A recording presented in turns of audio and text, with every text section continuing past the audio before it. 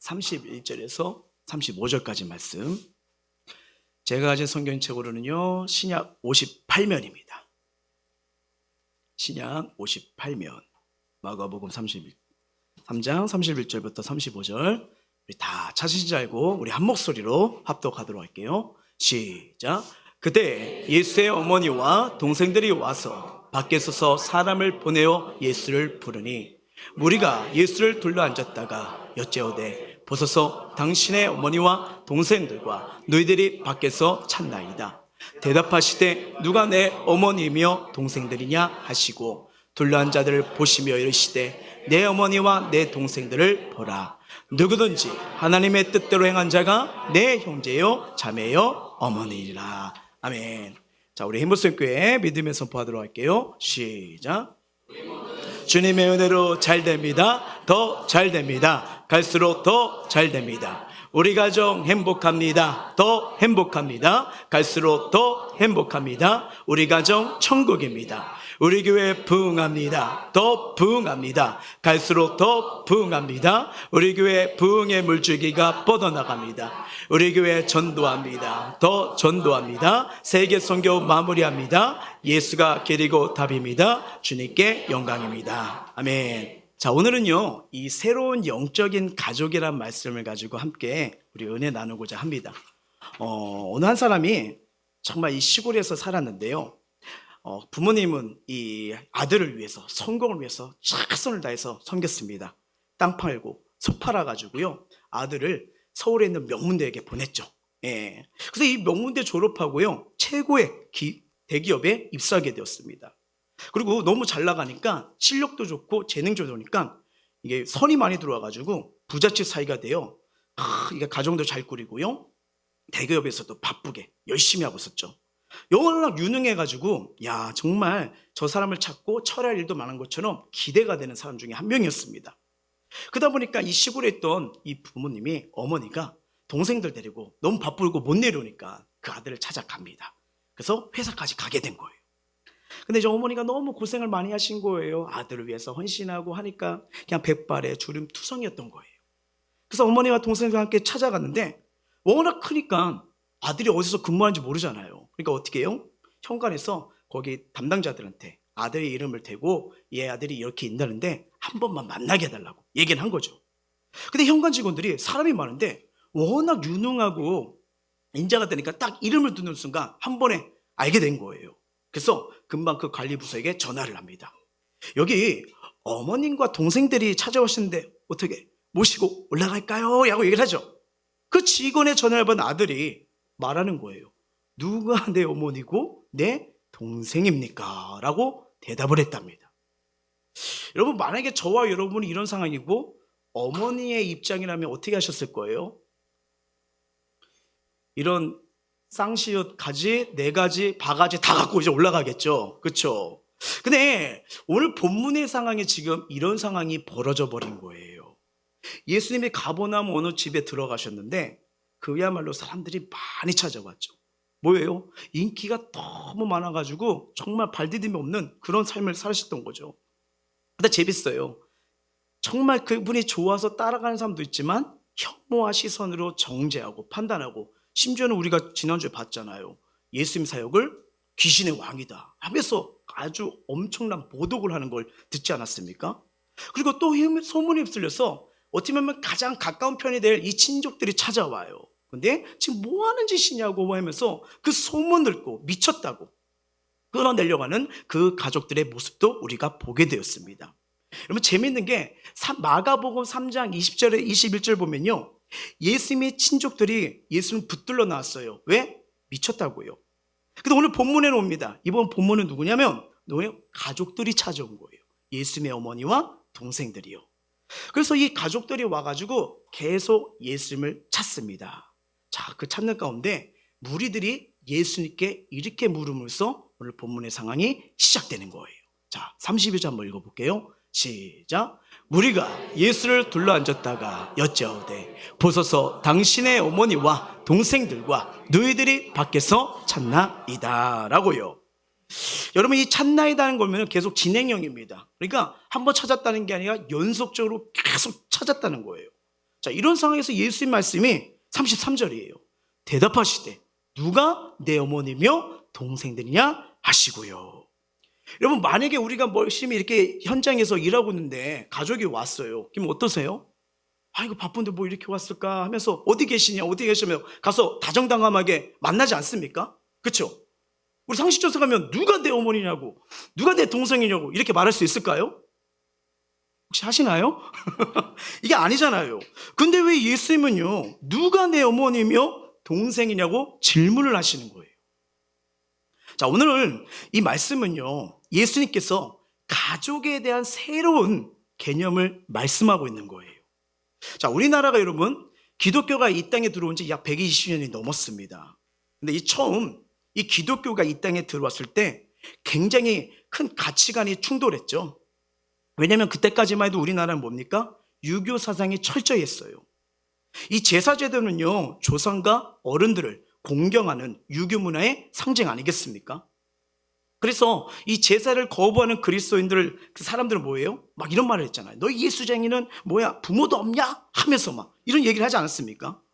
어떻게 보면 지금도 많은 그리스도인들이 이 제사 문제로 명절 때 많은 곤혹을 치르기도 합니다.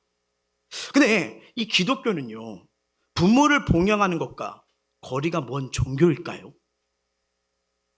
여러분, 하나님 10계명 중에 5계명이 뭡니까? 내 부모를 공경하라고 분명히 중요하게 말씀하고 계세요. 자, 부모님을 중요하게 여기는 거 하나님의 백성으로 마땅히 해야 될 도리라고 성경은 말합니다. 그만큼 기독교는요 부모에 대한 공경을 철저하게 강조하죠. 근데 본문을 보면 이 말씀으로 세상을 창조하시고 삶의 기준이고 모델이신 예수님의 삶을 보니까 의아해요. 마치 가족들을 모른 척하면서 지금 어떻게 해요? 그들과 대하지 않는 그분의 태도가 보입니다. 근데 여러분, 이게 오늘 이 본문 말씀 하나 가지고 함부로 판단하지 마셔야 되는 게 뭐냐면 성경을 보면요 누가복음 보면 예수님께서요 10대 손으로 지혜와 키가 자라가며 하나님과 사람에게 더욱 어떻대요? 사랑스러워 가셨대요. 사랑받는 삶을 사셨대요. 그리고 하나님과 사람들에게 더욱 사랑스러워 가셨던 예수님이 지금 어떻게 보면 이제 성인이 되셨으니까 어머니는 몰라 하는 불효자, 동생들을 몰라 그렇게 우애 없는 사람으로 말씀한 이유가 이게 뭐냐? 이게 본문의 질문인 거예요. 근데 결코 그렇지가 않습니다.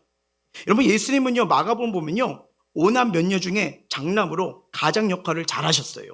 그리고 예수님이 30세에 등장하실 때까지 부모님을 잘 공경하시고 가정을 돌보셨습니다. 그리고 심지어는요 이 십자가에서 피를 흘려 철철 흘리면서 돌아갈 상황에도 사랑한 제자 요한에게 어머니의 여정을 부탁합니다. 뭐예요? 십자가 위에서도 부모님을 공경하고 효도하셨던 게 우리 예수님의 모습입니다. 근데 그러면서 예수님 분명히 육신의 부모님과 동생들 소중히 여겨 살으셨는데 왜 본문에서는 누가 내 어머니며 내 동생이냐고 이 말씀을 했냐 이거예요. 그러면서 34절 말씀을 보셔야 됩니다. 시작. 둘러앉은 자들을 보시며 이르시되 내 어머니와 내 동생들을 보라 라고 하는 거예요. 둘러앉은 자들에게 뭐예요? 내 어머니와 내 동생들을 보라고 말합니다. 자, 여기 예수님의 둘러앉은 자들은요 1차적으로 누구냐? 제자들이에요. 제자들이 앉아 있었잖아요. 그렇죠? 자, 예수님께서 부르실 때 즉시 아버지를 버리고 배와 그물을 버리고 좋은 직장을 버리고 예수님을 따라났던 사람들이에요. 자, 예수님께서 복음으로 사람을 살리고 키우고 고치고 생명사역을 사명하도록 감당 부르실 때 이들은 주저앉고 다 주님을 따랐던 제자들입니다. 믿으십니까? 자, 그렇다고 예수님은 모든 신자들을 이처럼 부르신 건 아니에요. 자, 예수님 당시에도요 예수님의 말씀을 듣고 예수님을 믿었던 모든 사람들이 예수님의 그 제자들처럼 배, 그물, 가족, 직장 놔두고 예수님을 따른 건 아닙니다. 뭐예요? 삶의 선교사로 가정이나 직장 생활하면서 예수님을 믿는 사람들이 많았습니다. 지금 이 시대에도 마찬가지로 삶의 선교사가 필요합니다. 모든 신자들이 선교사, 신학생에 대해 사역하는 게 아니에요. 부족하지만 저처럼 부르신 자들도 있고요. 자기의 삶의 영역을 살면서 하나님의 믿는 자의 삶이 보여주려면 직장생활을 하셔야 되잖아요. 현장에 있어야 되잖아요. 그런 자들도 있다는 겁니다. 그런데 이 예수님께서요, 내 어머니와 내 동생을 보라고 하실 때 그 사람들은 뭐냐? 오직 주를 위해 부르시고요, 그들은 예수를 위해 따른 자들입니다. 주님께서 내가 너와 함께 일하고 싶어, 널 통해 역사하고 싶어, 널 통해 하나님 나라를 보이고 싶어, 영혼 살리고 싶구나 하면서 부르실 때 예수님을 따르는 게 최우선으로 여긴 자들이에요. 자, 성경이 이를 분명히 증거합니다. 누가복음 9장 말씀 한번 볼게요. 시작. 또 다른 사람에게 나를 따르라 하시니 그가 이르되 나로 먼저 가서 내 아버지를 장사하게 허락하옵소서. 이르시되 죽은 자들로 자기의 죽은 자들을 장사하게 하고 너는 가서 하나님의 나라를 전파하라 하시고, 또 다른 사람이 이르되 주여 내가 주를 따르겠나마는 나로 먼저 내 가족을 작별하게 허락하소서. 예수께서 이르시되 손에 쟁기를 잡고 뒤를 돌아보는 자는 하나님 나라에 합당하지 아니하리라 하시니라. 아멘. 자, 이 말씀 보면요, 이 예수님께서 어떤 사람에게 나를 따르라고 했을 때 그가 나로 먼저 가서 내 아버지를 장사하게 허락하옵소서 라고 말합니다. 자, 예수님은 그 말을 받아 바로 죽은 자들로 자기의 죽은 자들을 장사하고 너는 가서 하나님 나라를 전파하라고 말씀하세요. 이 하나님 나라를 전파하는 일에 부르심을 받은 자들은 장래보다도 이것이 더 중요한 겁니다. 중요한 거예요. 자, 또 다른 사람이 주여 주를 따르겠나마는 나로 먼저 내 가족과 작별하게 허락하고 요청을 합니다. 그래서 예수님은요, 손에 쟁기를 잡고 뒤를 돌아본 자는 하나님 나라에 뭐예요? 합당하지 않다고 말합니다. 자, 쟁기를 잡고 여러분 밭을 갈면서 주위를 자꾸 돌아보면 어떻게 될까요? 그 밭 똑바로 읽을 수 있을까요? 이상해지잖아요. 엉망이 되어버립니다. 자, 예수를 따르겠다고 결심한 후에도 집에 돌아가 가족들에게 허락받고자 했던 이 사람들에게 적절한 비유의 책망을 하신 거예요. 지금 너를 부른 자가 누구냐, 너의 삶을 이끌고 너를 통해 일한 자가 누구냐, 이걸 놓치지 말라는 거예요. 자, 예수님께서 하신 말씀은요, 오늘날 이 그분의 제자로 예수를 따르겠다고 결단한 사람에게 하나님 나라의 위대한 사명 눈앞에서 그걸 할 것인지 말 것인지 사람들의 의견과 눈치에 고려한 사람은 결코 하나님 나라에 합당하지 않다는 말씀을 주고 있습니다. 즉, 영적인 하나님 일보다 육적인 유익을 위해 세상 일을 먼저 앞세운 사람은 주님의 제자로 합당하지 않은 말씀을 분명히 주님은 우리에게 알려주고 있어요. 자, 예수님이 이 사명자로 부르신 사람의 경우 그 사람은요, 가족보다 사람보다 사명에 우선을 두는 게 맞습니다. 전쟁터에 나가 여러분 나라를 위해 전투하는 병사가 치아하러 막 전투를 하다가 갑자기 대대장한테 찾아가요. 대장님, 저 전투 못하겠습니다. 왜? 오늘 아버지 생신입니다. 그래서 아버지 생신을 처하고 치료된 다음에 와서 제가 전쟁을 치르겠습니다. 여러분, 어떻게 보면 그 마음은 이해가 되는데요, 여러분, 나라를 지켜야 가정을 지키잖아요. 이해되십니까? 바로 우선순위가 있다는 걸 지금 얘기를 하는 거예요. 저도요, 이 하나님의 부르심을 거부하고 싶어서요, 고1 때까지 요리저리 피해 다녔습니다. 일단은 신학교 가야 되고 나중에 신대원 가려면 이랬든 저도 어느 정도 공부를 해야겠더라고요. 아, 잘됐다, 공부하지 말아야지. 아주 적절한 핑계거리가 됐어요. 원래 하기 싫었는데 이게 성적 미달이면 못 들어가거든요. 그래서 이렇게 했어요. 뭐 그래도 공부를 해야 된다 하면 이제는 경찰학교 가려고 했죠. 솔직히 죄송하지만 목회는 싫었어요. 왜냐면 이제 아버지 목회를 보면서 이 개척교의 아픔, 조롱, 박해, 이 고통의 눈물을 너무 많이 봐가지고, 이게 언제 새겨졌냐면요, 한 5살 때인가 6살 때예요. 그 제 기억에 맞다면 아마 그때가 수요예배 가려고 하는데, 이제 아버지에게 오토바이가 한 대가 있었어요. 근데 옆집에 있는 한 분이 술 마시고 오더니 내 오토바이를 훔쳐갔다고 고성방방 하는 거예요. 그러니까 막 동네 사람들이 모이기 시작했죠. 망신에 개망신을 당하는 거예요. 도둑놈 하면서.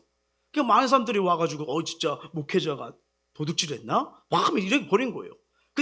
그때가 아마 수요예배 저기였는데 이제 성도들이 안 오니까 성도들까지 온 거예요. 왜 안 오시나 했더니 멱살 잡히고 와이셔츠 뜯기고 이게 하니까. 근데 저 아버지를 응원했죠. 왜? 왜냐면 유도를 좀 하셨거든요. 몇 단인 걸 알고 있거든요. 엎어치면 된다. 엎어치면 돼. 근데 안 엎어치세요. 그냥 맞는 거예요. 왜? 너무나 많은 그 오해하는데 옆집에 있는 아저씨가 오더니 무슨 소리냐. 이 오토바이 맞다. 그래가지고 술 마셨으면 곱게 잘 것이지 왜고. 그러니까 이게 사람들도 어떻게 저렇게 이렇게 하다가 아니란 사실을 보더니 그러면 여러분 최소한 미안합니다 이 말 나와야 되잖아요. 그러니까 쭈뼛쭈뼛 사라져요. 그때 깨달았어요. 목회는 맞는 길이구나. 가지 말아야겠다. 5살 때부터 아주 강력하게. 그러니까 관심이 없었죠. 저런 목회는 하기 싫어. 저렇게 옳게는 하고 싶지 않아. 그런데 17살 때 인격적으로 예수님을 이게 문제예요. 깊이 만났어요. 깊이 만나니까 예배 가운데 삶 가운데 너무 고민이 되는 거예요. 저희 지금 모르겠지만 매년 끝날 때마다 이제 다음 학년을 진학하면 꿈이 뭔가 하면서 이제 진학의 도움을 위해서 생활기록부 쓰잖아요. 몰라요. 도움은 안 주는데 쓰긴 쓰래요.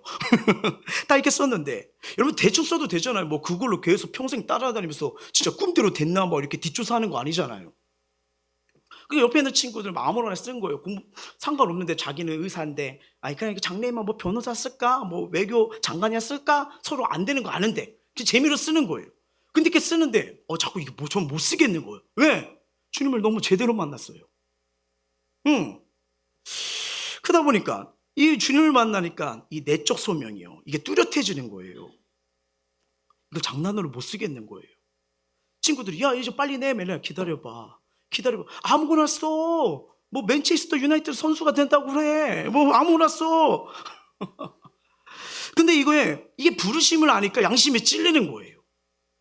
왠지 어디 가다가 이게 도둑이 재봐드린다고 그냥 다칠 것 같고 목회의에 다니려면 다 막힐 것 같고 망할 것 같고 다른 걸 해도 의미를 찾지만 다른 걸 해도 먹고 사는 데는 뭐 할 수 없겠지만 인생에 의미가 없어서 늘 공허해질 것 같더라고요. 그러면서 영적 지도자들이나 신앙이 좋으신 분들 그래도 목사면 좋겠네 이런 거 하면 좋겠네. 여러분 정말 영적인 지도자가 말할 때 이렇게 하는 부분은 외적 소명입니다. 외적 소명이요. 자, 내적 소명은 뭐냐면요. 하나님의 강력한 부르심이에요. 내가 널 택했어. 내가 널 지명했어. 불렀어. 이 콜링의 확신, 두 가지 확신이 정확하게 돼야 됩니다. 남이 가라고 해서 누가 하라고 이게 아니에요. 가장 중요한 건 정말 하나님이 날 택하고 부르심에 확신이 있어야 되거든요. 이게 없으면 흔들려요. 근데 안타깝게도 외적 소명과 내적 소명 다 받은 거예요. 이게 피할수록 불안 커지고요. 여러분 기도 시간 기도를 못 하겠어요. 성령께서 내가 널 택했지 하니까 기도하기가 싫어요. 그런데 너무 이게 강력하니까 막 개인적으로 하나님이 사인 부르고 이러니까 들어오게 되는 거예요. 근데 참 몇 년 동안 그것 때문에 피하고 싶었는데 그 한 번의 부르심에 순종하니까 여러분 하나님 뜻이면 뭐가 온다고요? 평안이요. 엄청 오래더라고요. 그래서 고1 말부터요 이 꿈이 바뀌지 않고요 시간일수록 더 명확해지고 확신을 갖게 됐어요. 자, 제가 왜 이 말씀을 드리냐면 이게 저처럼 영혼을 섬기도록 여기에 집중하도록 사명을 주시고 뿌리는 제자들 이 1차적으로 여기서 뭐예요? 나의 가족이라고 주님은 말씀하고 있습니다. 여러분 여기 안에 누가 있죠? 예수님의 제자들 있잖아요. 세리 마태도 예수님의 영적인 가족이 되는 걸 들어보죠. 열심당원 시몬도 예수님의 영적인 가족이 됩니다. 근데 여러분 세상적으로요 세리와 열심당원은요 한 가족이 될 수 없어요. 왜냐하면 자 세리는 뭐예요? 별명이 뭐예요? 매국노잖아요. 매국노, 국민들의 세금을 쪽쪽 빨아가지고 바치는 매국노고요. 열심당원은 뭐예요? 민족을 위해 싸우는 독립투사입니다. 같이 한 가족 될 수 있을까요? 절대 안 되죠. 근데 매국노와 독립투사가 예수 그리스도 안에서 뭐예요? 내 어머니와 내 형제다 하면서 한 가족이 돼버린 거예요. 서로 사랑하면서 함께 성숙해 가져가는 거예요. 어떻게 보면 극우와 극자가 예수 그리스도의 사랑을 놓아 한 가족이 되어버린 겁니다. 여러분 예수님은요 지금 육적인 가족만 아니라 이런 영적인 가족을 분명히 말씀하고 있어요. 그러면서 예수님은 자신에 둘러앉는 이 제자들만 아니라 더 넓혀서 누가 내 가족인지를 말하는 게 35절이에요. 한번 읽어볼까요? 시작. 누구든지 하나님의 뜻대로 행하는 자가 내 형제요 자매요 어머니이라. 아멘. 자, 하나님의 뜻대로 행한 자가 누굽니까? 하나님 뜻이 뭐죠? 하나님이 구원자이신 예수 그리스도를 믿고 따르는 게 하나님의 뜻임을 믿으시길 바랍니다. 자, 성경이 이걸 증명해요. 요한복음 6장 40절 시작. 내 아버지의 뜻은 아들을 보고 믿는 자마다 영생을 얻는 이것이니 마지막 날에는 내가 이를 다시 살리라 하시니라. 아멘. 하나님의 뜻은 예수님을 믿고 따르고요, 예수님을 닮아가는 거예요. 여러분, 성경은 자도 구원받았어 끝이라고 나오지 않아요. 여러분, 신앙생활은요, 구원받은 자가 이제는 어떤 삶으로 나아가야 될지 보여주는 게 신앙생활이에요. 구원받았으니 끝이라고 나오지 않습니다. 모든 사람이 구원받기를 원하시는데, 진짜 신앙생활은요, 구원받은 자의 삶이 뭔지, 그래서 예수님은 뭐예요? 나는 너희의 열매를 보리라, 그 말씀 하시잖아요. 그러면서 예수님의 삶, 모습이 우리 삶의 모델 아닙니까? 자, 그분이 하신 일이 뭐예요? 우리 마태복음 9장 35절입니다. 시작. 예수께서 모든 도시와 마을에 두루 다니사 그들의 회당에서 가르치며 천국 복음을 전파하시며 모든 병과 모든 약한 곳을 고치시니라. 아멘. 지금 예수님은요, 기존에 우리가 알고 있는 육적인 형제자매 관계를 새롭게 정의롭게 기준을 내세우시는 거예요. 그 뭐냐? 하나님의 영광을 위해 하나님 뜻에 순종하며 살아간 자가 형제요 자매요 어머니라는 거예요. 자, 이들의 삶의 목적은요, 하나님의 영광과 하나님 나라를 위해 살아가는 겁니다. 자, 이런 가족은 기존에 화석화된 유대교 안에서 혐오와 차별의 시선으로 예수를 바라보는 서기관들이 계속 나왔죠. 그리고 가족과 친족들이 있었지만 미쳤다고 얘기하고 지금 뭐하냐고 하면서 예수를 끊어내는 이들과 다른 거예요. 자, 하나님 나라의 새 가족은요, 하나님의 기뻐하시고 선하신 뜻을 적극적으로 나아가는 자입니다. 그리고 하나님 나라를 위해 함께 꿈꾸는 자가 바로 새 가족이에요. 가족이에요. 그래서 예수님은 누구든지 하나님의 뜻을 행한 자는 다 예수님의 가족으로 오늘 본문에 말씀하고 있는 겁니다. 여러분, 하나님의 뜻을 행한 자는 다 예수님의 영적인 가족입니다. 가족이에요. 분명히 예수님이 이거를 구분해서 말씀하고 있습니다. 잘 보세요. 이 세상의 가족 중요합니다. 가족은 하나님께서 주신 축복이에요. 가족은 누가 만드셨냐? 하나님이 만드신 겁니다. 맞잖아요. 그리고 교회도 하나님이 직접 세우셨습니다. 만드셨어요.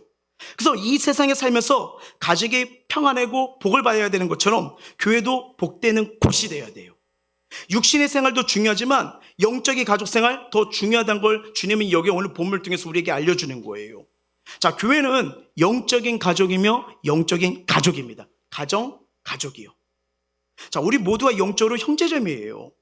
여러분, 사실 때로는요, 육신의 가족보다 더 끈끈하고 깊은 사랑의 동아줄로 매어진 게 영적인 가족 아니겠습니까? 정말 육적인 가족도 너무 좋은데 아프고 상처고 오해가 될 때 있잖아요. 근데 영적인 가족, 공동체, 세런들한테 기도를 요청하고 안아주고 하면서 가정의 아픔도 눈물도 관계도 치유되는 걸 많이 보게 되잖아요. 그렇죠? 여러분, 가족이 아무리 많아도요, 부모님은 한 분이십니다. 맞죠? 하나님의 말씀에 순종하고 주의 명령으로 살아가는 거예요. 모두가 하나님 말씀을 순종할 때 한 가족이 된다는 걸 성경은 말씀해 주는 거예요. 여러분, 말씀을 순종하지 않고 자기 멋대로 다는 자는 이 가족으로 곤란하잖아요. 마치 가정에 질서가 있듯이 영적인 가정에도 질서가 있다는 거예요. 그래서 교회는 목사님을 통해서 하나님의 말씀을 증거하는 하나님의 종이자 통로라는 겁니다. 자, 물론 예수님과 같을 수는 없고 연약하고 부족하지만 이 성도들에게 말씀을 먹이게 영적인 부모 역할을 하는 거예요. 목사의 권위는 목사 인격에서 나오는 게 아닙니다. 그가 증거한 하나님의 말씀이에요. 그래서 목회자는 말씀대로 따라갈 때 권위가 세워지는 거지 거의 다른 데서 안 나옵니다. 예, 그런 거예요. 그래서 우리 성도님들이 저를 위해서 기도 많이 해주셔야 돼요. 제가 은혜 받고 여러분이 기도 많이 해줄수록 이 은혜가 누구한테 가요? 그렇죠. 그죠? 제가 뭔가 흐리멍텅하다, 이상하다. 그럼 우리는 가족이니까 같이 책임지는 거예요. 같이 책임지는 거 어쩔 수 없어요. 네. 그래서 늘 기도 많이 해주세요. 양들 잘 먹이고 우리 성도들의 기도하고 이들을 복되게 세울 수 있도록요. 이렇게 이게 영적인 가족인 거예요. 지금 예수님이 3년 공생애 동안 제자들과 함께 뭐예요? 먹이시잖아요. 길르시잖아요. 은혜를 주시잖아요. 바로 이거예요. 여러분, 예수님은 어떻게 보면 이 육적인 가족이 제공해주는 못한 사랑과 위로를 영적인 가족에서 지금 발견하시는 거예요. 예수님은 육적인 가족들의 오해와 반대도 겪었지만 그들이 깨닫고 믿을 때까지 은혜를 또 베풀어 주십니다. 여러분, 어떻게 보면 이 성경 보면 아니 왜 이렇게 이 친족들이 우둔해? 왜 가족들이 이걸 몰라봐? 야, 정말 하나의 나라를 은혜를 구원을 못 받은 사람들이 이렇게 계속 대적하는 건가? 이렇게 오해 생각할 수도 있어요. 근데 여러분, 주님은 그들을 버린 적이 없으십니다. 육적인 가정 결국은요, 예수님이 메시아 구원자를 깨닫고요, 나중에 믿게 돼요. 자, 예수님이 승천하신 후에 예수님의 어머니와 동생들, 사도행전 보면 마가의 다락방에 120명 보이죠? 그들의 가족이 거기 있었어요. 그리고 예수님의 동생 중 한 명 누굽니까? 야고보예요. 사도가 됩니다. 사도가 돼요. 육적인 가족이 영적인 가족으로 변해버렸어요. 여러분, 이게 크리스찬의 삶입니다. 육적인 가족이 구분되는 게 아니라 이들을 영적인 가족으로 바꾸는 게 진짜 크리스찬의 삶인 거예요. 그리고 우리가 이 자리에 모여서 예배드린 거 영적인 가족으로 하나님이 모이시고 만나게 하신 겁니다. 이걸 아셔야 돼요. 여러분, 믿지 않는 가족 구원을 위해 기도의 줄 놓치지 마세요. 정말입니다. 눈물도 힘들고 아프기도 하지만 전 기도의 줄을 놓치지 않는 그 가정 결국 구원의 문을 여는 간증을 많이 봤어요. 그리고 하나님도 그 가정 포기하지 않으십니다. 저와 여러분만 포기하지 않으시면 돼요. 하나님 때가 되면 가족권 이루시고 멋진 간증을 주실 줄 믿습니다. 자, 육적인 가족은 세상에서 어떻게 보면 또 일시적인 가족이에요. 근데 영적인 가족은 왜 영적인 가냐? 영원히 같이 가거든요. 같이 가잖아요. 완성된 천국에는 여러분 결혼 없습니다.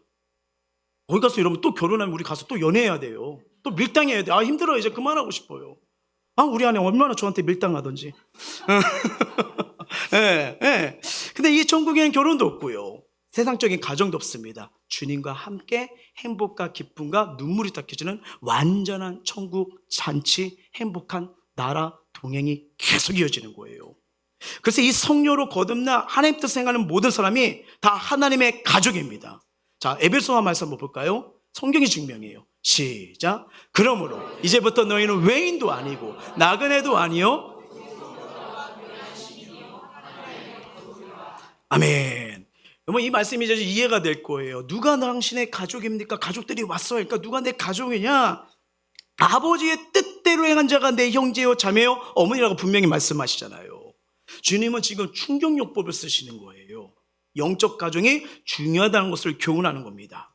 사랑하는 성도 여러분, 저와 여러분에게 영적인 가족 의식이 있으십니까? 예수를 믿는 사람이라면 누구나 소중한 형제 자매라는 의식이 있어야 돼요. 혹시 이 영적인 가족 의식을 놓치고는 그냥 육적인 가족만 챙기지는 않으십니까? 그리고 내가 편하고 내 마음을 잘해야 한다고 해서 내가 좋아하는 사람만 혹시 챙기고 있지는 않으시나요? 여러분, 이 말씀에서 주님은요, 모든 자를 챙기십니다. 모든 자를 내 가족이라 아버지의 뜻대로 한다면, 주님을 믿는다면, 주님과 함께 한다면 가족이라고 분명히 말씀하고 있어요.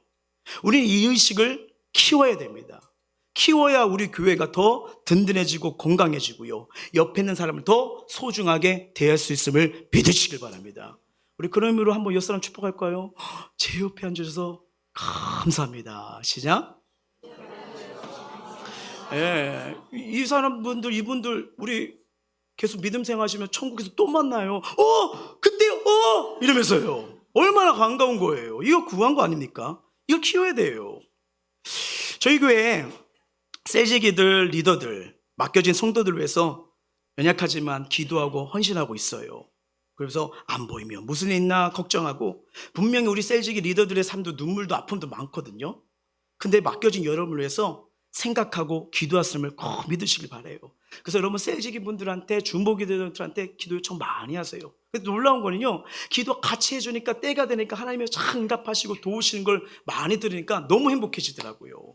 예. 그러면서 섬기는 목회자인 저나 우리 셀지기 분들, 교사분들, 리더들은요, 내 양이 아니라 하나님 맡기신 양임을 기억하고 하나님 마음으로 사랑으로 잘 섬기도록 기도하셔야 돼요.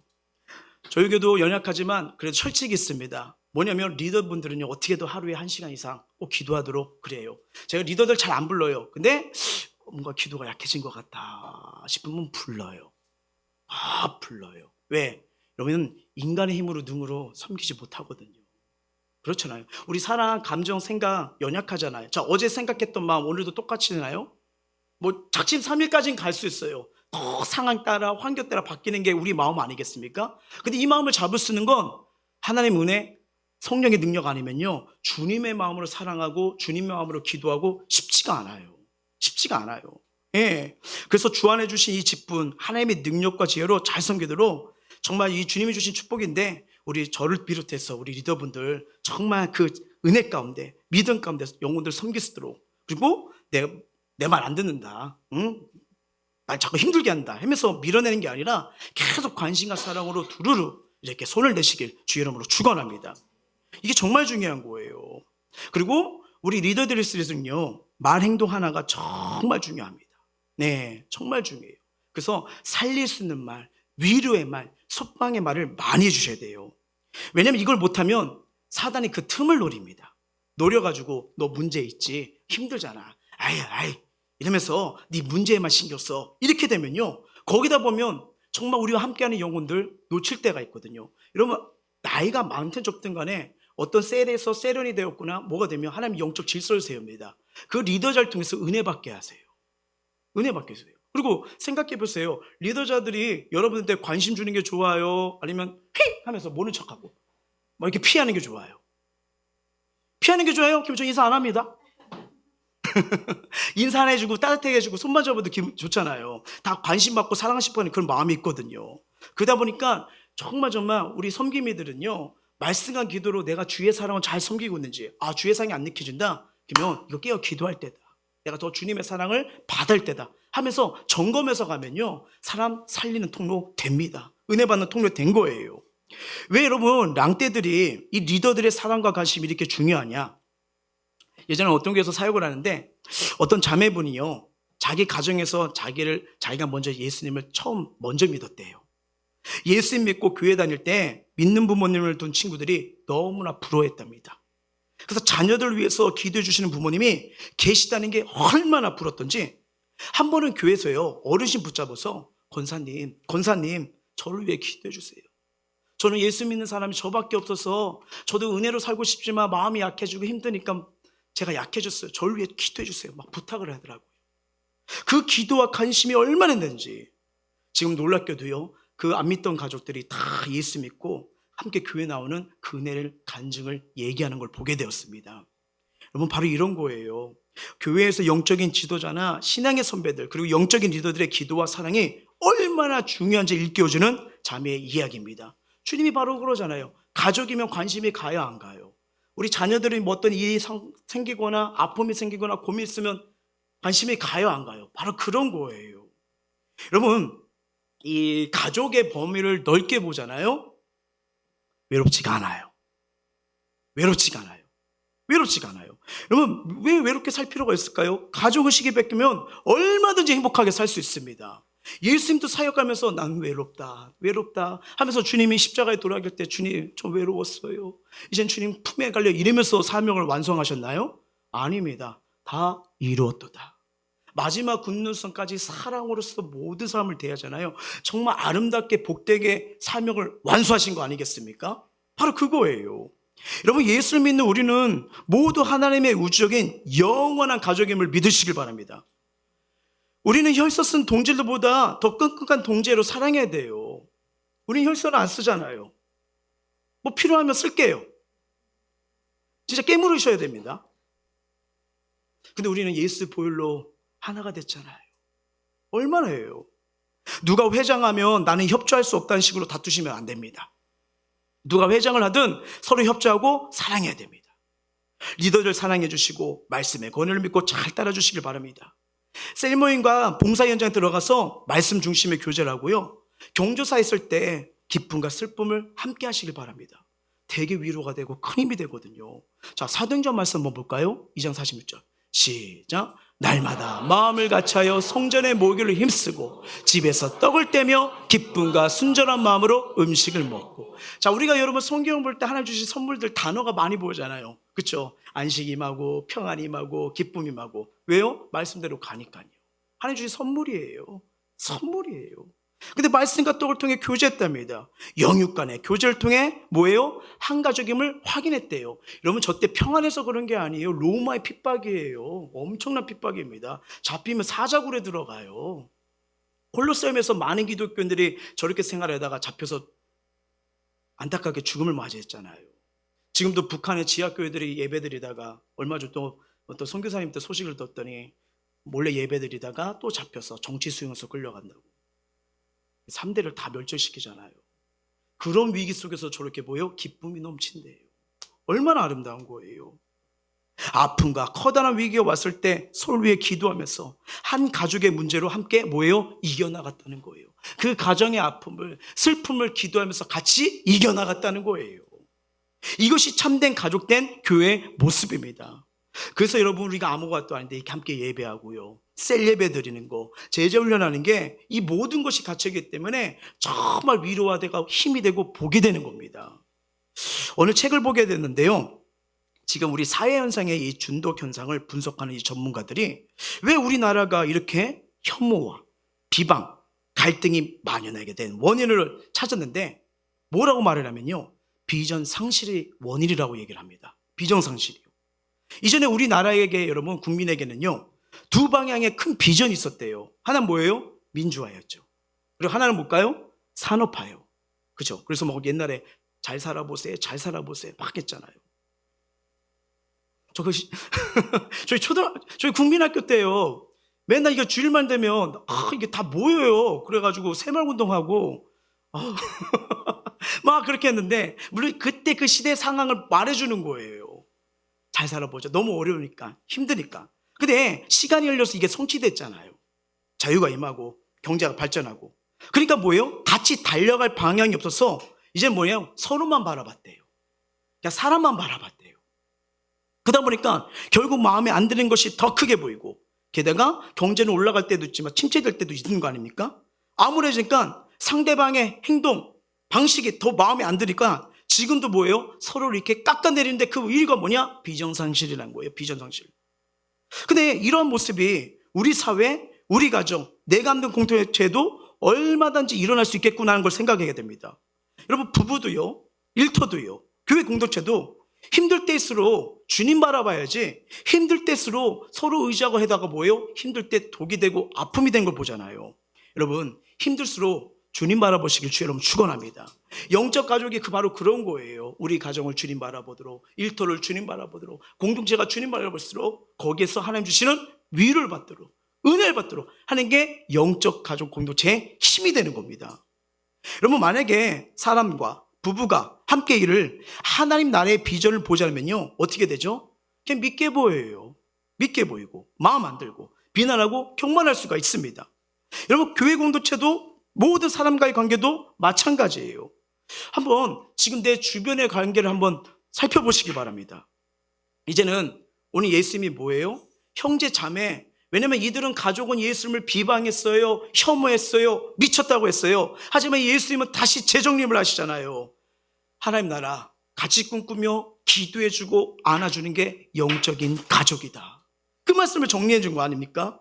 이런 말씀의 은혜가 새로운 영적 가족이 우리 안에 펼쳐지길 주의 이름으로 축원합니다. 그리고 우리가 이 사랑, 이 은혜를 누려야죠.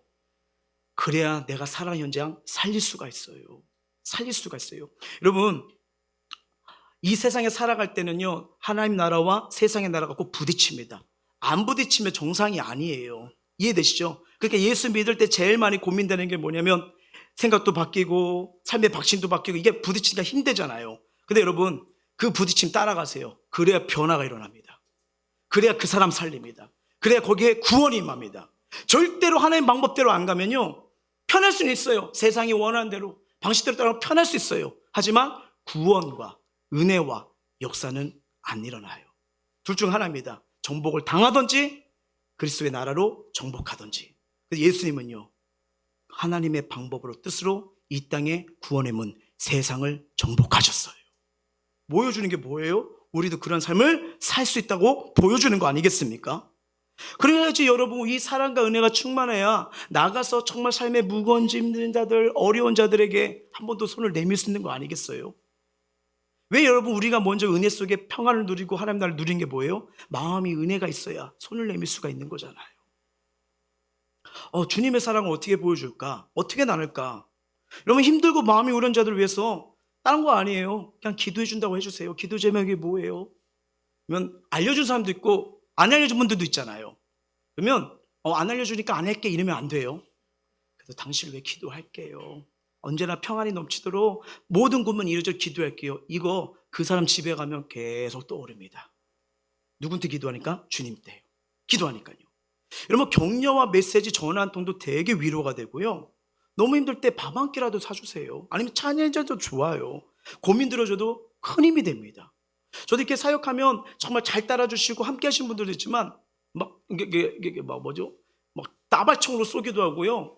이게 뭐랄까요? 막 핵폭탄도 쏘기도 하고 이런 자들 있어요. 그래서 저 뭐 하는 줄 아세요? 밥 먹으러 가요. 소화 안 될 것 같죠? 기도하고 가면 소화 돼요. 돼요. 그리고 가서 뭐 하는 줄 아세요? 이거 안 해요. 격려해 줍니다. 그냥 격려해 줘요. 근데 갑자기 제가 밥 먹자고 연락이 왔다. 목사님이시 그런 거 아닌데, 근데 확실히 그렇게 밥 한 끼 먹고 하면요, 오해도 아픔도 풀리는 걸 많이 보게 됩니다. 바로 그런 거예요. 그리고 여러분 만날 때 가장 기본인데요, 축복의 말을 많이 해주세요. 축복의 말이요. 우리는 말로 여러분 저주할 수도 있고 미워할 수도 있고 정죄의 말을 선택할 수도 있지만, 반대로요, 감사의 말도 선택할 수도 있고요, 살리는 말도 선택할 수도 있고요, 축복의 말도 할 수 있는 자들이에요. 여러분, 이스라엘 민족이 바벨론으로 끌려가잖아요. 그때 얼마나 마음이 상했겠어요. 얼마나 아팠겠어요. 가족 잃었죠. 집 잃었죠. 다 빼앗겼죠. 그때 바벨론을 저주할 수도 있고 탓할 수도 있고 얼마든지 원망할 수 있어요. 근데 그들에게 하나님이 주신 말씀이 뭔지 아십니까? 예레미야예요. 한번 볼까요? 시작. 너희는 내가 사로잡히기 가게 한 그 성읍의 평안을 구하고 그를 위하여 여호와께 기도하라. 이는 그 성읍이 평안함으로 너희도 평안할 것임이라. 아멘. 여러분, 하나님의 계획이 보이시죠? 하나님의 계획을 우리가 저주하는 사람이 아니라 축복하는 사람이 되길 원하시는 게 우리 하나님이심을 믿으시길 바랍니다. 우리에게 상처 주고 핍박하는 자로에도요, 축복해세요. 그것이 결국 뭐예요? 돌아옵니다. 평화로 돌아옵니다. 하나님 나라가 세워지는 거예요. 때로는 이해가 되지 않아요. 어려워요. 말도 안 되는 것 같아요. 내 성향이랑 안 맞을 수도 있어요. 하지만 하나님 말씀대로 해보면요, 심은 대로 뿌린 대로 돌아옵니다. 돌아오는 거예요. 반드시 성령께서 역사하시고 우리가 기도하면요, 또 평안을 선포하면요, 그 영혼, 그 문제 해결해 주세요. 말씀드리죠. 우리 입술에 엄청난 권세가 있어요. 영접하는 자, 그 이름을 믿는 자들에게는 하나님의 자녀된 권세를 줬으니. 그래요. 이게 여러분 진정한 그리스도의 모습입니다. 이게 우리가 살아가는 뭐예요? 선교사의 삶이에요. 선교에서 삶이에요. 누리세요. 그리고 믿음의 말, 평안의 말, 축복의 말을 선언하십시오. 하나님 도우시고 그렇게 바꾸십니다. 바꾸시는 거예요. 말씀을 맺도록 할게요. 이렇게 책꽂이에서 책을 찾다가요, 6년 전 어느 제자가 써준 편지를 오랜만에 이게 보게 된 거예요. 참 희한하죠. 나중에 봐야지 하면서 이게 나중에 필요할 때 한 번씩 봐야 되는데, 이게 나중에 시간 지나니까 잃어버릴 때고 까먹을 때도 있잖아요. 근데 다시 한번 읽었는데 그 편지가 가슴을 자꾸 울려주는 거예요. 지금 몸은 떨어져 있지만 지금 서로를 위해서 계속 기도해 있는 제자입니다. 그 형제도 지금 비전을 향해, 꿈을 향해 달려가는데, 제가 개척 나올 때 그 형제가 써준 편지의 내용이었어요. 되게 뭐라고 해야 될까? 이렇게 살같이 대하는 친구가 아니었어요. 늘 부끄러워하고 조심스럽고 이렇게 잘 표현 못하는 그 친구였는데, 이 표현을 편지로 해준 거죠. 그 내용이 뭐였냐면, 자, 짧지만 잠깐 읽어드릴게요. 목사님, 드디어 가시네요. 하나님의 때가 되었으니까요. 중2학년 때부터 목사님과 많은 추억들을 마음에 남깁니다. 롯데마트, 시시코너, 털기. 네, 그런 게임을 많이 했거든요. 그 시시코너 가면 거기 이렇게 일하시는 분들 있잖아요. 갈바보자 해가지고 누가 더 많이 오랫동안 먹고 눈치를 먹으면서도 버티나 뭐 이런 거. 그리고 기도 시간에 도망가지 못하도록 문 잠그고 새벽 4시가 넘어서 끝난 철야기도. 예. 그런 적 있었거든요. 도망갈까봐 문 잠그고, 네. 그리고 그 관리집사님한테 절대 열어주지 말라고 해서, 예. 자, 신입생 MT 때 까나리 애점 먹고, 한 10대 명이 구토를 해버렸어요. 그래서 같이 다 치우고. 전도 주제 때 함께 따이따이한 차욕쇼. 모두가 행복한 순간들이었습니다. 이제는 추억이 되겠네요. 목사님과 많은 기도의 추억이 생각나요. 목사님, 제 인생에 기도의 유산을 물려줘서 감사합니다. 그리고 주님의 마음을 가지고 영혼 사랑한 것을 삶으로 보여주신 거 잊지 않겠습니다. 이 개척이라는 일이 광야 같을지라도 광야이기 때문에 주님만 붙잡을 수 있고, 광야이기 때문에 주님 놓고는 다 하나라도 살 수 없는 게 아닐까라는 생각이 듭니다. 목사님, 하나님이 언제나 도우심을 믿어요. 한국교회와 지역을 깨우겠다는 그 하나님의 꿈을 가지고 가시니 낙심치 않고 전진해 나갈 것을 믿습니다. 제가 이 사역을 마무리할 때마다 늘 마음 아픈 게 뭐냐면, 두고 가는 영혼들이요. 이게 늘 마음이 아팠거든요. 근데 그 친구가 이 얘기를 써주는 거예요. 두고 가는 영혼들 걱정 마세요. 하나님이 책임지십니다. 앞만 보세요. 하나님이 목사님이 가시는 길과 더 위대한 일을 이루실 걸 믿습니다. 목사님 힘내세요. 늘 기도할게요. 광야에서 하나님은 모세의 친구가 되셨습니다. 참 6년 전 나왔을 때 그 글인데도 오랜만에 보니까 이 글이 또 가슴을 울리는 거예요. 그러면서 맞아, 주님은 영원한 나의 친구지. 내가 잘했든 못했든 간에 주님은 날 있는 그대로 안아주시고 계속 붙들어 주시는 분이지. 그러면서 그치, 내가 이 현장에 왜 있지? 내가 이 시대에 왜 있지? 왜 내가 이곳에 있지? 부르심 있지. 오랜만에 6년 전에 그 글을 보는데도 다시 사명과 은혜를 확신한 시간이었어요. 오랜만에 보는데 너무 큰 힘이 된 거예요. 지금도 이게 뭐 스승의 날이 되거나 하면 멀리 있지만 늘 전화해주는 그런 형제거든요. 근데 이게 영적인 힘이자 축복이 되는 거예요. 자, 이뿐이겠습니까? 지금도 이 순간 하나님 바라보고 함께 꿈꾸며 함께 예배드린 자, 우리 다 영적인 가족이에요.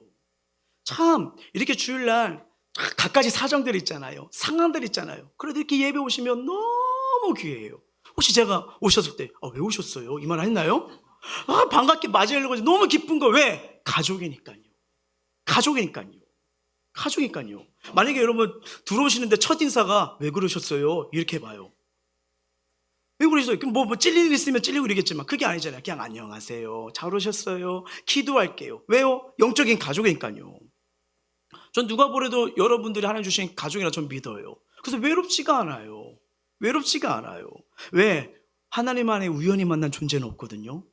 그러다 보니까 하나님께서 차 이 마감업을 통해 5월달이잖아요. 가정의 달인데 마친데 어떻게, 전 강해설교가 너무 좋아요. 꼭 때 맞는 말씀을 주세요. 너무 좋아요. 하나님이 이렇게 귀하게 맺어진 가족을 허락해 주셨구나. 막 기대돼요. 막 하나님이 또 어떻게 어떤 사람을 또 만나게 하실까, 또 어떤 꿈을 깨게 하실까, 또 이들을 부족하지만 말씀과 기도로 세워갔을 때 이들이 어떤 행복을 꿈꿀까, 또 어떻게 회복될까, 어떻게 치유될까. 저한테 엄청난 보람이 돼요. 정말 보람이 돼요. 여러분, 교회는 감사하잖아요. 슈퍼마켓이 아니에요. 필요할 때만 와서 가지고 사라지는 게 아니에요. 그리스도의 사랑이 있죠, 은혜가 있죠, 돌봄이 있죠. 물론 인간적으로 보면 저도 여러분도 다 부족한 게 있어요. 근데 우리가 주님 앞에 갔을 때 주님은요, 우리를 조건 따지지 않아요. 그대로 안으시잖아요. 그냥 가족으로 주님의 사랑으로 안아보세요. 생각해 보세요. 우리 그 알림사항에 꼭 보면 그냥 예배에 참여하는 모든 분에게 내가 사랑받고 있구나, 존귀한 자구나 하면서 느낄 수 있도록 뭘 하자고 해요? 안녕하세요, 반갑습니다. 여러분, 이 가족의 출발, 서로를 돌보는 은혜, 마음을 열 수 있는 게 뭐냐면 작은 부분에서 시작하는 거예요. 어떤 커다란 희생을 해야 되고 내가 뭔가를 또 이렇게 막 부담되는 걸 해야 되고, 이게 아니에요. 따뜻한 말 한마디, 위로의 한마디, 격려의 한마디, 사랑의 말 한마디, 이게 얼마나 귀한 줄 아십니까? 우리는 여러분 한 주간 스쳐가는 사람들이 아닙니다. 하나님이 만나게 하셨어요. 서로를 돌봐주고 기도해주고 격려해주라고요. 얼마나 감사해요. 여러분, 이것도 한번 생각해 보세요. 우리가 예배 오는 게 복인데 옆에 있는 사람이 없어요. 혼자 앉아있어요. 저랑 단둘이 예배 드린다고 해봐요. 그죠? 말하지 않아도 알아요. 네, 그렇게 되는 거 아닌가? 근데 함께 예배 드리면서 은혜 받으면서 서로의 간증을 통해서 일하심을 보고, 힘들 때 외로울 때 또 누군가가 날 위해 기도의 그릇을 채워준다고 생각해 보세요. 하나님의 그 만지심과 함께 하심을 더 누립니다. 저도 성도님들의 기도가 되게 큰 힘이 돼요. 좀 전에 말했던 그 6년 전의 편지지만 진실되겠지만 또 다시 내가 여기에 왜 있는지, 왜 부르심에 있는지 확인하는 거잖아요. 그것도 아니잖아요. 그리고 함께 할 수 있는 이 사람들과 찬양하고 예배하고 기도하고 은혜 받는다는 거, 이게 영적인 가족이에요. 그리고 아직 예수 믿지 않는 가족들 있잖아요. 여러분을 통해서 그들도 영적인 가족 들어올 줄 믿습니다. 하나님이 새 일을 행하세요. 그렇기 때문에 서로 힘이 되어주라고. 혼자 있는 삶은 쉽게 무너지만 성경에 뭐예요? 삼겹줄은 쉽게 끊어지지 않는다잖아요.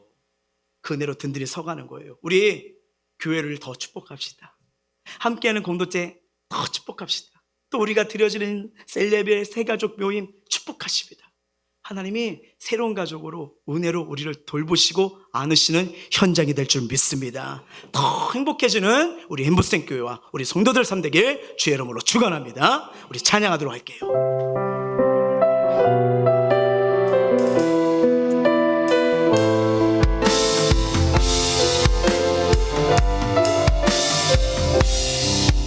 주 안에 우리 하나,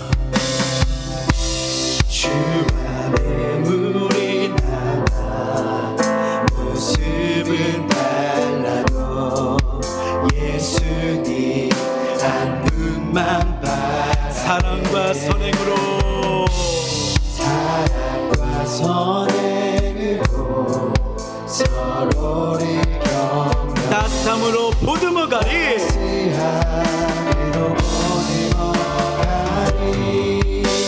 주님 우리 안에 함께 하시니 형제자매의 기쁨과 슬픔을 느끼네. 내가 안에 있는 주님 모습 보내. 그분 기뻐하시네.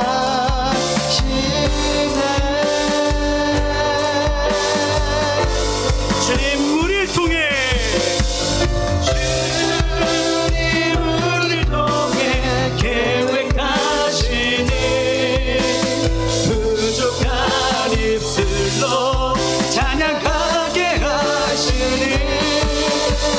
주님 우리를 통해 계획하시니 너를 통해.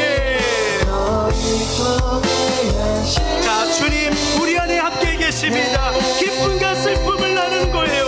주님 우리 안에 함께 하시니 형제자매의 기쁨과 슬픔. 내 안에 있는 주님, 내 안에 있는 주님 모습 보내. 기분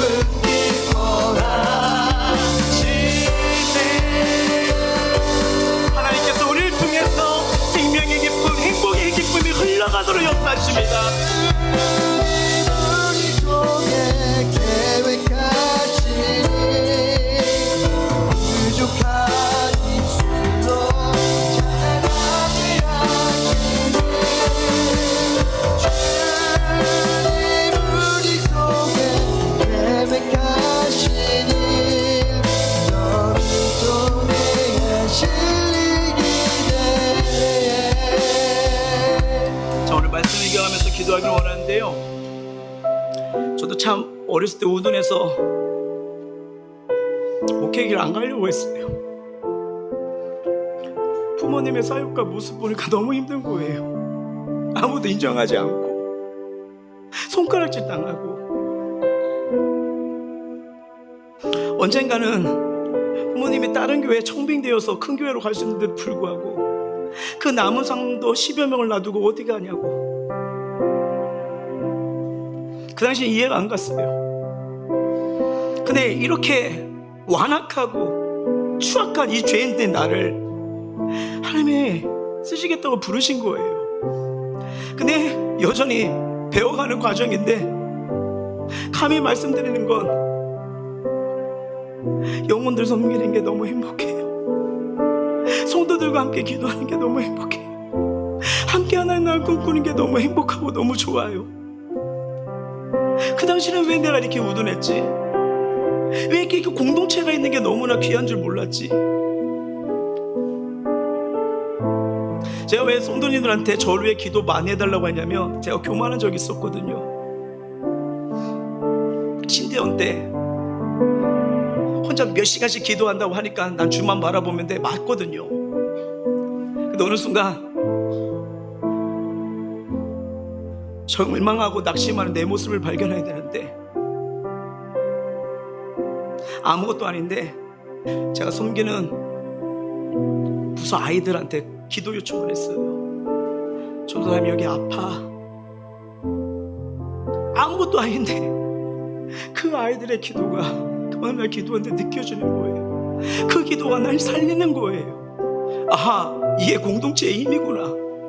이게 공동체의 사랑이구나. 이 공동체와 함께 예배하고 기도 제목을 나누고 말씀 나누는 게 나를 살리는 통로구나. 저희 교만을 깨뜨리시더라고요.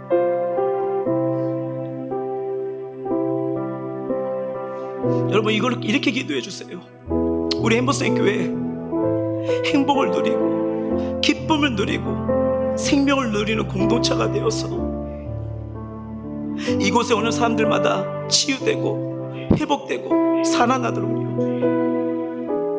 그리고 여러분, 셀을 공동체를 사랑해 주세요. 눈에 보면 연약하고 나약하지만 그 사람의 기도가, 그 사람의 위로가, 그 사람의 손길이 나에게 사랑이 되고 권면이 되고 바꿀 수 있는 은혜를 주시더라고요. 그리고 여러분, 가정과 자녀를 위해서 기도하세요. 힘들고 어려운 거 있을 수 있겠지만, 아픔도 있었지만, 오늘 주님이 하셨던 말씀, 평안을 선언하고 하잖아요. 평안이 임하고 은혜가 임하면 또 그 가족이 영적 가족이 되면 또 날 위한 중보 기도자로, 사랑의 공동체로 서로 세워지는 통로가 될 겁니다. 이 시간 우리 햄버스행 교회, 그리고 우리 셀에, 그리고 이 가정에 이 하나님의 사랑과 위로가 넘치도록, 그리고 서로를 세워가며 안아주시는 그런 행복한 삶이 되도록, 주 안에서 이루어지는 영적인 가정 삶이 되도록 우리 다 같이 마음을 토하고 입술을 열어 간절히 기도하겠습니다. 사랑과 은혜가 많으신 하나님, 오늘도 주의 성전에 나와 하나님의 귀한 말씀을 통해서 다시 한번 우리가 서로를 위해 기도하고 안을 수 있는, 하나님이 서로를 세우고 서로의 힘이 되셨으면 기도의 줄기로 하나가 될 수 있는 이런 주님 안에서 만나게 하신 영적인 공동체를, 새로운 가족이라는 것을 다시 일깨워주심을 감사합니다. 하나님, 우리 엠버스 교회가 이 하나님 사랑을 누리고 나누는 공동체가 되기를 원합니다. 우리 새 예배가 우리 공동체 모임에 하나님의 사랑과 은혜가 넘치는 복된 교제가 되기를 원합니다. 함께하는 성도들, 내 눈앞에 있는 성도들, 함께 소속되어 있는 성도들, 믿음의 공동체, 은혜의 공동체, 서로 살리는 치유와 회복의 통로가 되는 줄 믿습니다. 인생 외롭지 않도록, 홀로 걸어가지 않도록 우리에게 공동체를 주시고 때를 주시고 함께 기도할 수 있는 그런 믿음의 사람들 주심을 감사드립니다. 그리고 이 은혜를 누리고 우리가 사랑하는 가정을 복되게 은혜와 평안으로 선언할 수 있는 그런 삶이 되게 도와주셨소. 우리 가정에도 하나님의 평안과 기쁨이 넘치게 하소서.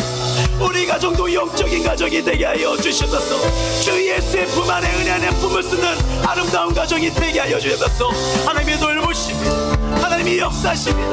하나님, 함께하는 이 자들을 통해서 하나님이 선한 계획을 이루시고 놀랍게 우리를 통해 하실 일이 공동체를 통해 함께한 자를 통해서 세우고 일어나고 회복될 수 있는 통로가 되는 줄 믿습니다. 도와주시옵소서. 함께 하시옵소서. 은혜 베풀어 주시옵소서. 인도하여 주시옵소서. 이 사랑으로 은혜로 나가도록 역사하여 주시옵소서. 우리 한 번 더 기도하기를 원하는데요, 의도치 않게, 원하지 않지만 혹시 공동체에서 오해하고 판단하고 내 기준으로 보는 자 있습니까? 이거 내려놓으세요. 하나님 주신 마음 아니잖아요. 가족관계는 어떠세요? 사랑과 돌봄이 필요하지만 혹시 내 기준으로, 내 마음으로 이렇게 하고 있는 부분 있지 않습니까? 그럼요, 이해해요. 그럴 수 있거든요. 저도 그랬거든요. 근데 오늘 이 말씀은 뭐예요? 기쁨도 슬픔도 나누고 품고 안고 기도하고 평안을 선포하면 평안 가운데서 회복되고 일어나고 서간다는 거예요. 이 시간 내 마음속에 불편한 분, 힘든 분, 어려운 분 기도하세요. 공동체든 가정이든 기도하세요. 그러면 하나님 일하실 겁니다. 하나님 우리에게도 들으실 겁니다. 그래서 그 현장, 그 삶, 그분과의 관계 복되게 아름답게 세워가실 겁니다. 이 시간 우리 마음에 지금 이 시간 생각나는 분 평안이 넘치도록 회복이 임하도록 함께 영적인 가족이 될 수 있도록 우리 간절하게 마음을 토하고 입술로 기도하겠습니다.